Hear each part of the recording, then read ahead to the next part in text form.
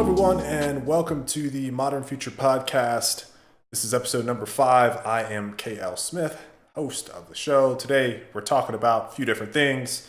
Hope you guys have been doing well. Enjoyed the other episodes as I'm getting kind of used to this. This is fun. Today, we're talking about the automakers that just examining a few of them that could possibly take on Tesla in the EV market. This is interesting discussion. I wrote about it, talking very briefly. I put together a couple things to make it best case for some other players in the game. Then we're going to switch to solar and wind versus coal. This is a discussion that hit close to home because we've had, my wife had some folks that she knows in the state of Indiana that, they're shuttering coal plants there and are affected. And her and I had a lengthy discussion about it, so I brought that over here after reading an article that sparked up more feelings about it that I also wrote about on the MDRN Future blog. Then we're going to talk about Feds working on the digital currency based on an article I read on Market Watch, which is super fascinating because I mentioned getting into cryptocurrency and China also playing around with the idea of a digital currency, and they're pushing pretty hard on it. So to see us copying them is indicative, and I mentioned that on the show. And then I'm gonna just round off with that Dyson air purifier that I purchased, setting that up, getting used to it. Really simple, so shouldn't touch on that one too long. So let's hop right into this. Automakers in the EV market. Who's going to challenge Tesla for the electric EV? There's just every single time an automaker, especially traditional auto, makes an electric vehicle, you see a bunch of, frankly speaking, Tesla haters.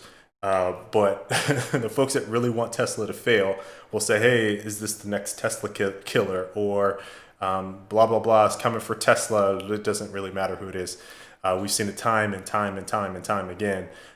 So now that we are pretty deep into this with a number of companies all making EVs and really picking up the pace, I feel like it's a worthy discussion to at least mention a few of them. I went through 6. I went through 3 traditional automakers and then 3 non-traditional new entries into the market. So let's start right off from the article. First one I did was GM, examining what they're doing, just looking at their history. I think that they are a valuable contender in this discussion. American company. Should note, other than Volkswagen, which is on the list, most of these are all American companies. So I apologize to anyone listening in Europe. But Volkswagen is on the list. Okay. Anyway, so GM, they have something like 20 electric vehicles that they're trying to get to the market by 2023. We saw the Cadillac Lyric get unveiled a couple weeks ago, which looks really nice. This should really speed up, I think, the attention for those looking for more options in the EV space that isn't just Tesla. To start really diving deep into this, because most companies, and we're going to run through all these, are really just mirroring at least the baseline of what Tesla established, which I think is important because when you look at traditional auto or any legacy industry leader, it really takes newcomers entering the field before you start to see them changing up what they do and innovating, so to speak, by copying competitors as closely as possible, so that 1, they can keep up with the times, but 2, they don't get left behind. And the case of what Tesla's done, at least for folks like GM, you think GM, they had the EV1, right? They were at the front of this well beforehand, but they had the very infamous removal of the EV1 from the market. But when you look at what the company is selling, I think that they really want more credit for the EV market than maybe they are getting. I don't know if that's necessarily deserved, because when you look at even, all of these traditional autos, when they talk about EVs in the market, it's not like they're going from 0% to 50% of their automobiles are now going to be EVs. We're talking very, very small percentages, and some of them make several tens of millions of cars a year, and they're trying to get 1 million by 2025 or 1 million by 2030. And so that represents just a small percentage of the total number of cars that they're bringing, EV cars that they're bringing to the market. So the fact that GM has 20 that they're trying to bring to market by 2023, they're working on this battery, the Ultium battery, which is, they're hailing as something that we should all be looking out for. And they are committing at least $3 billion, I think $3 billion a year until 2025, and they expect to spend $20 billion. So what is that? That adds up about that, a little bit less. So we'll see if that all happens, but they do really seem to be focusing on making it a reality. Like I said, at the top of this, Cadillac Lyriq looks amazing. Just from an aesthetic look, it has a very nice profile from the images that I've seen. I'm anticipating more discussion about the vehicle. The issue is that it doesn't come out for another 3 years. And so that's the real crux of this, is like, by the time they hit market, we will have Cybertruck, we will have more Model Ys, we will have Rivian out, we will have Lucid out. And so it's just late for them. And they also have the GMC Hummer EV truck, which has gotten some publicity, and rightfully so, because you think about a Hummer, it was like this hulking, gas guzzling beast of a machine, and to see them rebrand it with an EV twist. Yeah, famous folks like LeBron in the commercial and things like that, when they did the reveal back at the beginning of the year, it makes you at least mildly intrigued at it, and it seems like it's going to be a worthy EV entry for that kind of truck, Jeep, heavy duty type vehicle that Tesla is vying for with the Cybertruck. And then they have the Chevy pickup truck, likely to make a splash somewhere. And then these are all probably 2022, maybe 2023. So we're still a few years away from seeing those even hit market. But I do like what GM is doing, and they're trying to commit to making this all work and come together. They had the Bolt, Chevy Volt, and the Bolt, and they have a lot of history there. They're just not taking it the extra step. And I think the biggest turning point for them will just be, what is the vehicle? What's the flagship vehicle that gets people on the radar for EVs for that specific company? And how do they maintain that brand to build on it for each of the other vehicles that they have? And that'll be the case for really all of these traditional automakers. And next up is Ford, which is, again, if you look at the playbook that they're doing, they're trying to use their key mark brands to really push the EV message home. So you look at Ford, they got the Mustang Mach-E, right? Like, that's their flagship into this, because really no one wants anything else that they have when it comes to EVs. I think the Ford F-150, again, another flagship Ford staple, the F-150, when they get the EV version of that, I think it will convert quite a few number of new customers to the EV market. So when you think about how they're the kind of the strategy and game plan that they're doing, it's like, what is a brand that everyone recognizes? Is there a way that we could attach an EV vehicle to that? If so, let's try to get as much fanfare around that specific brand going EV, and then build out our portfolio of vehicles afterwards. And again, I can't knock this strategy. It totally makes sense. I think it's a little odd for both brands, because, again, look at the Hummer, and not necessarily Cadillac, but you look at the Hummer, that's like a stark contrast. So it really has a polarizing effect on you and makes you want to pay attention. Mustang is the same way. I mean, when Ford announced that, you saw a lot of Ford Mustang diehards like, come on, guys, really? You guys gonna go with the EVs? Those aren't muscle cars. Long and behold, you have basically Tesla burning them out on the track every single time. Is I don't know how many Tesla smoking um, Mustangs and all types of muscle cars on drag strips. But nevertheless, this is a very interesting approach, and I think the Mach-E. I don't necessarily like the profile of the Mach-E. It's something about when they build in the horse look at the front of the vehicle. But for this crossover SUV market, it's super popular. It'll definitely be something that will, again, it already has garnered quite a bit of attention, and it should hit market before GM. Should be in that 2021 range. But I think the real key with Ford isn't necessarily the two vehicles, the Ford F-150 EV and the Mustang, which again, I think is important. It's that Ford has committed at $500 million to Rivian, which we'll get to here later, but they've committed that money, and that makes me think that they have some investment in this outside of just let's hedge our bets with the vehicle that we're going to make. One, I think that by using Rivian, they're using a company that has the EV first approach and not have all the traditional baggage that is associated with some of these other automakers. And so, you think about battery technology, the skateboard platform that they're trying to get, possibly working on some of their own trucks and things like that. Now, keep in mind that COVID eliminated some of the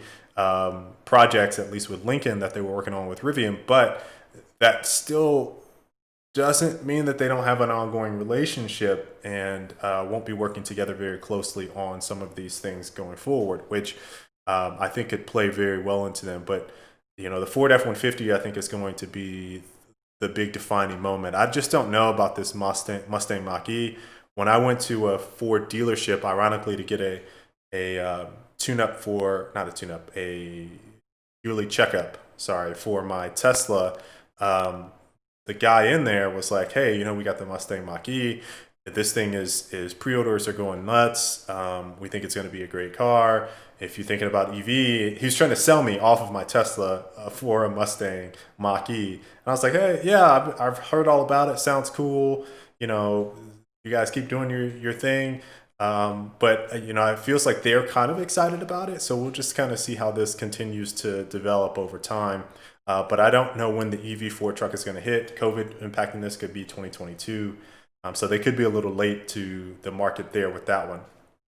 Next up after them is Volkswagen. And you know what I think about Volkswagen that's so interesting as opposed to the other two that I just mentioned is that Volkswagen, obviously they have, Dieselgate, vehicle emission scandal, so they had to do an abrupt about face. But they have been one of the few automakers where at least their CEO, Herbert Diess, has openly admitted that Tesla has a massive, massive advantage, like multi-year advantage in technology, where they're thinking with just the design and ecosystem of the EV market and how they vertically integrated.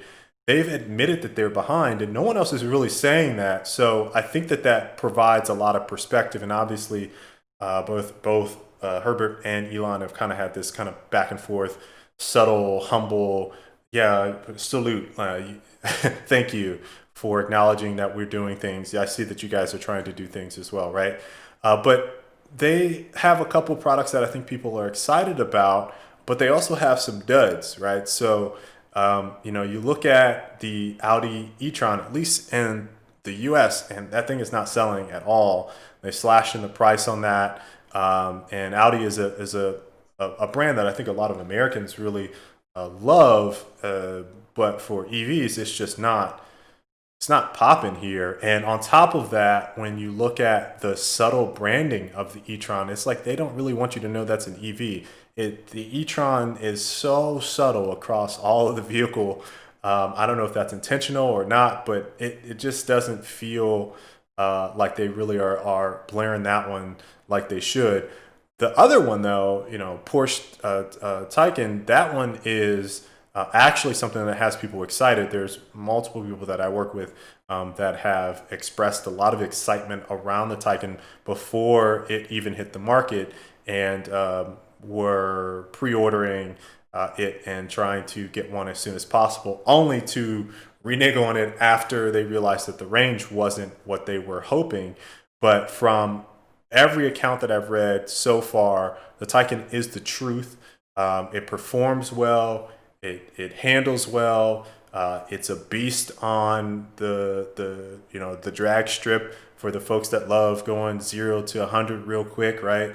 But the thing that knocks it so far is the range, and I think that range discussion tends to hit every single one of traditional auto. They've just not been able to nail that, though.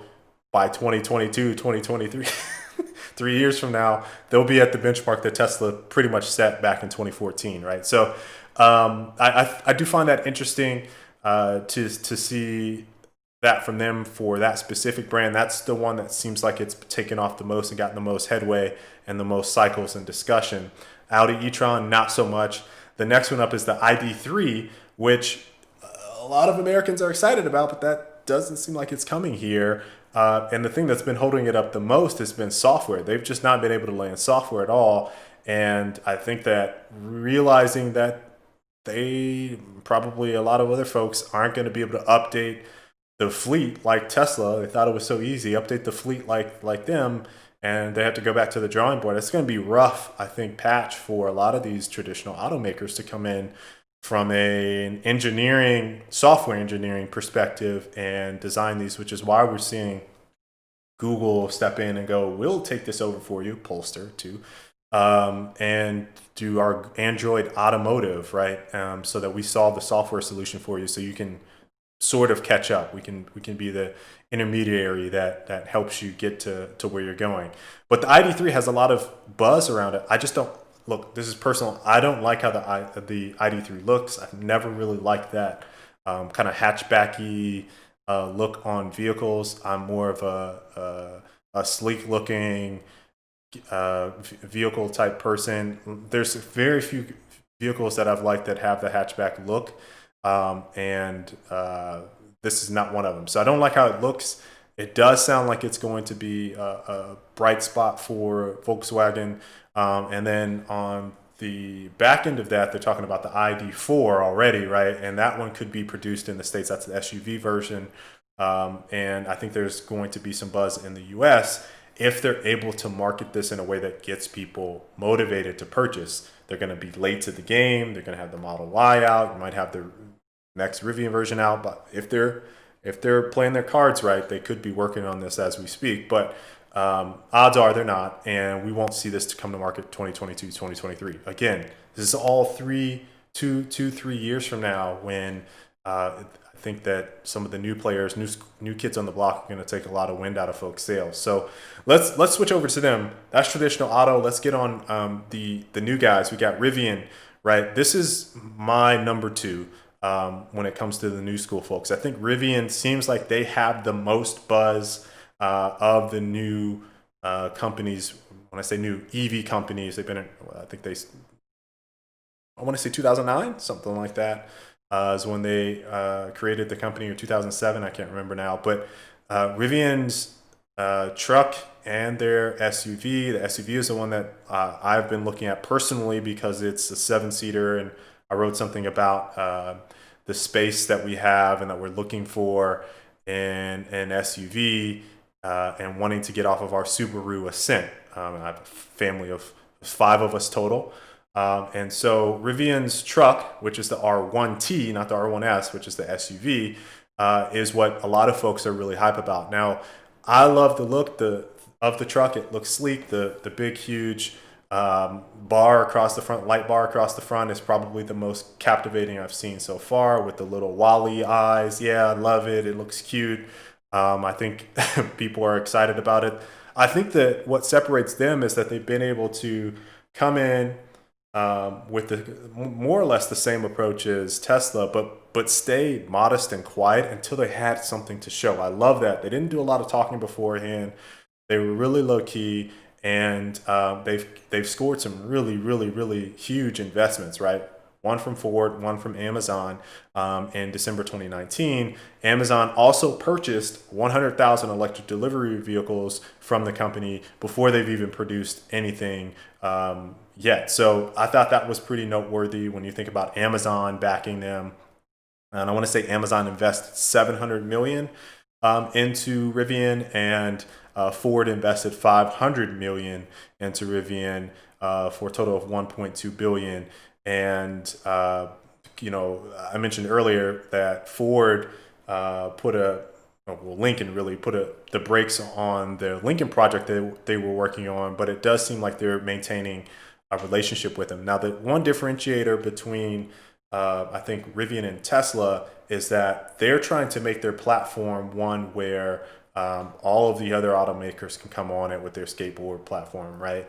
I don't necessarily think that is, Tesla might do that, but I don't think that's going to be detrimental for them. I think it may help them long term in just getting more funds, because I don't know what other vehicles they're going to make outside of the R1S and the R1T. And if one of them doesn't sell well, that could be really bad for them. So the fact that they have this 100,000 electric delivery vehicle is going to boost them a little bit, but also I'm hoping that staves off them long enough and supports them long enough so that they can build more vehicles, because I want to see more designs from them that aren't some hulking stuff. I want to see a nice sports-ish looking sedan from Rivian, just to see what it's like. I would love to drive one as well, the R1T, to get a feel for that.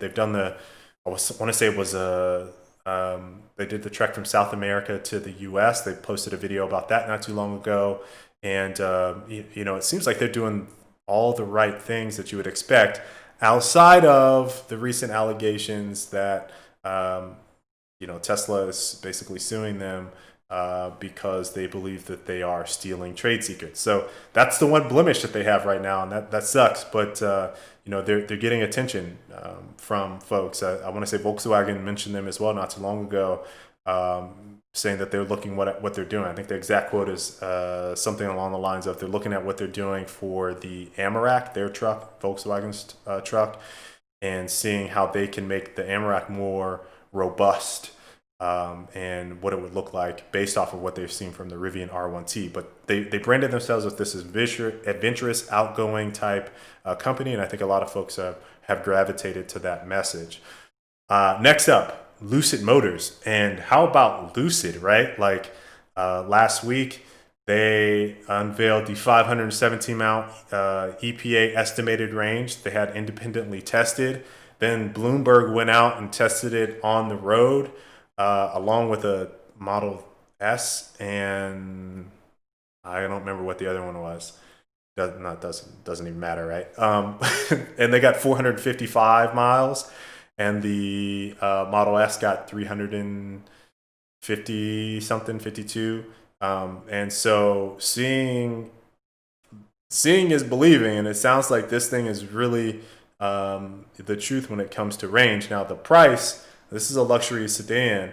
The price is the thing that's going to really kill them out the gates. And if they don't get a lot of pre-orders in order to basically, they're taking Tesla's model and trying to apply it to Lucid, but take the more expensive vehicle, have that sell well, and then that fund the next subsequent vehicle. And Peter Rawlinson, their CEO, and by the way, he's the ace in the card for them, or ace in the hole, I should say, for them, because he was the VP of vehicle engineering and chief engineer at Tesla, working on the Model S. So, that's important because he has the understanding of like, what did they do to be successful in order to take that to Lucid. I think Elon said in another interview, he was like, hey, everyone's trying to pull from Tesla, take an employee here, take an employee there, and maybe they'll get some fairy dust from Tesla that'll rub off on them and bring them good fortunes.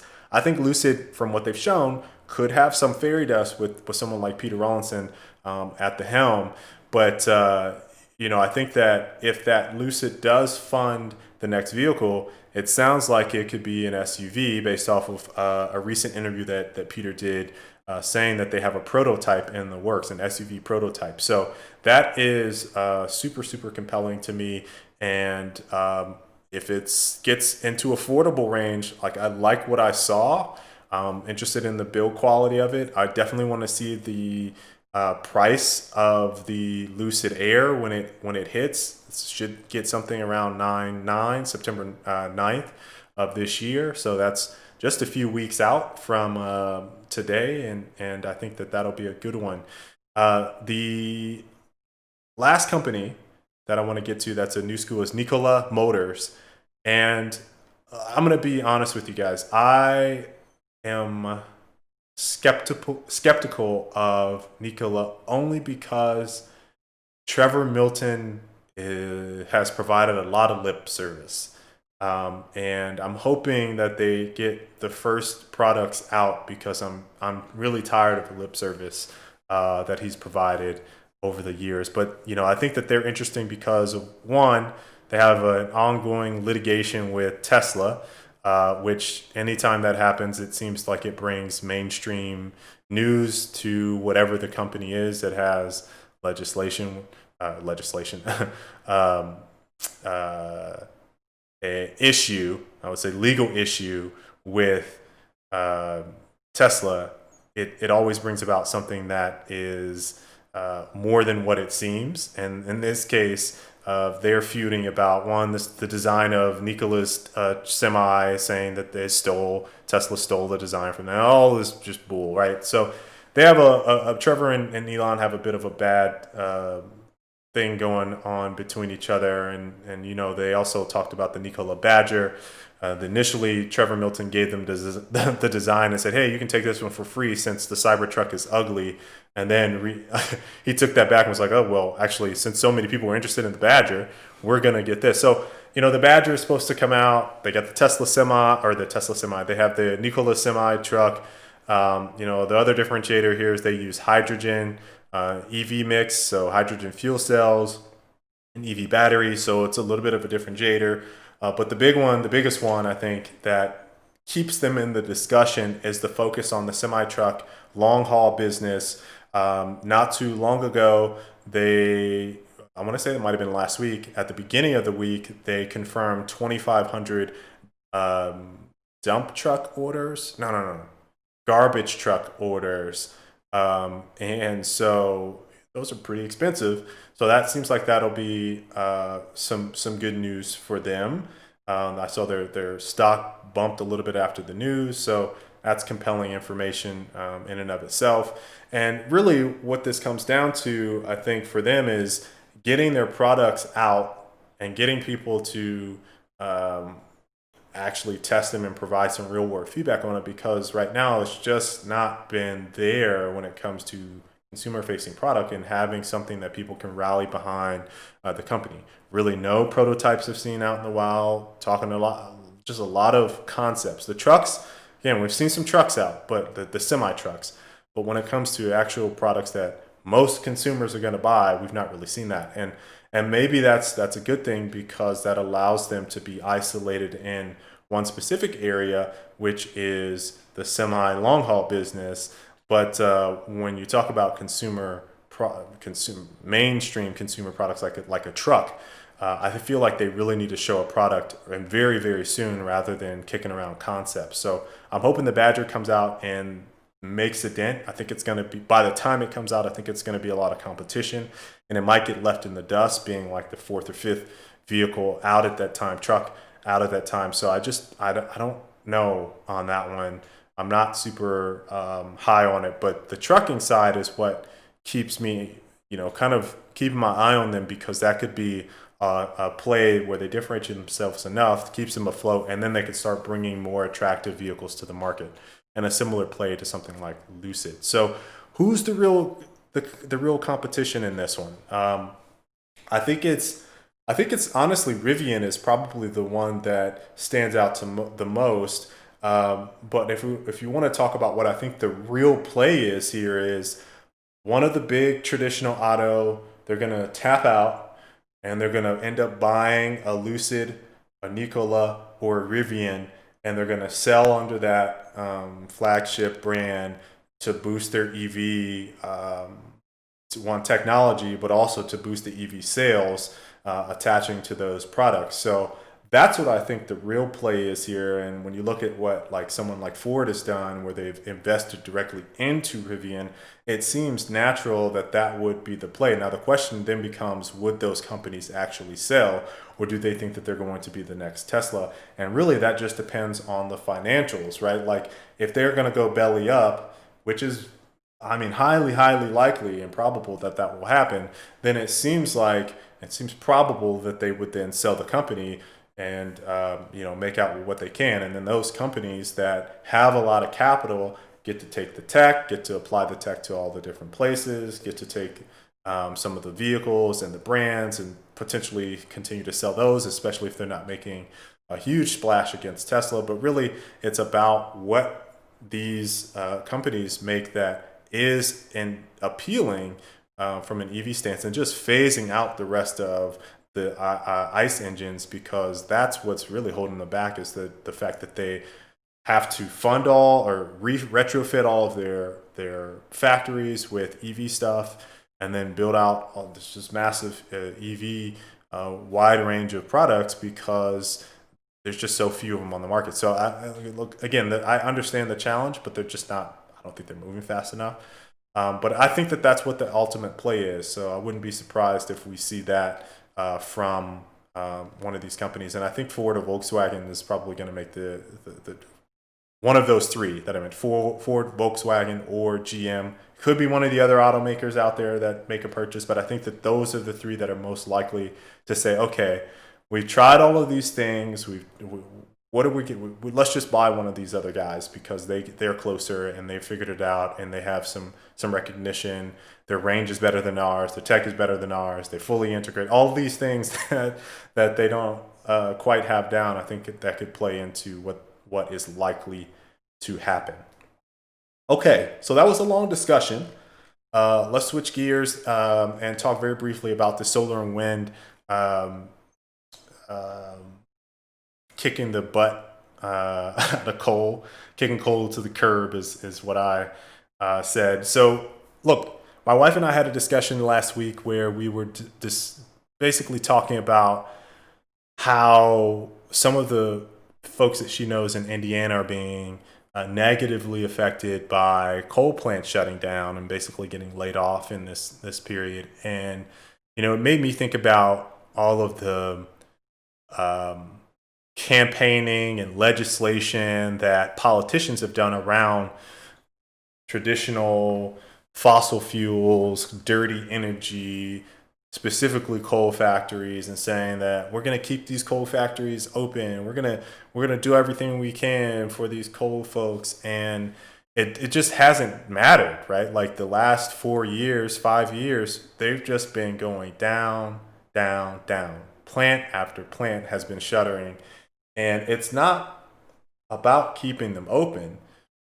Really, it's about the cost savings that you get now that alternative energy and clean energy, sustainable energy, is catching up and surpassing fossil fuels. So, I told her, I was like, instead of seeing legislators talk about, like the bill I gave in the example for Indiana, is they're trying to halt the closure of these facilities so that they can just stay in business longer and keep the wheels churning and keep that workforce employed, which is, again, good in spirit, but really what's happening behind the scenes is like big lobbyists in some cases for those coal fossil fuel industries are paying legislation to fund these bills that just keep us back, hold us back.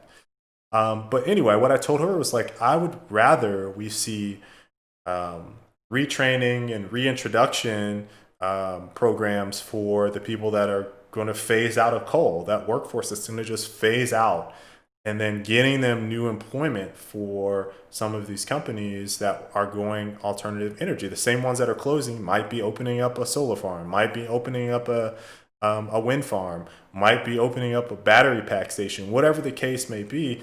those are the places where they could potentially be retrained and reinformed on how they can make an impact on the company. And if they can't, I, I, the economics don't necessarily make it so that it's sustainable long term. So yeah, they can continue to work for the plant that won't close because bills have been passed to keep them in business, but eventually that company is going to lose a lot of money, and the same effect will happen. So it's fine to delay it, but I just don't understand why they wouldn't focus on retraining and then sending them back out rather than delaying the inevitable. But the article that I talked about really was an independent study by Ember, which is a climate think tank, and they publish a lot of data on coal and the transition from from coal to clean energy.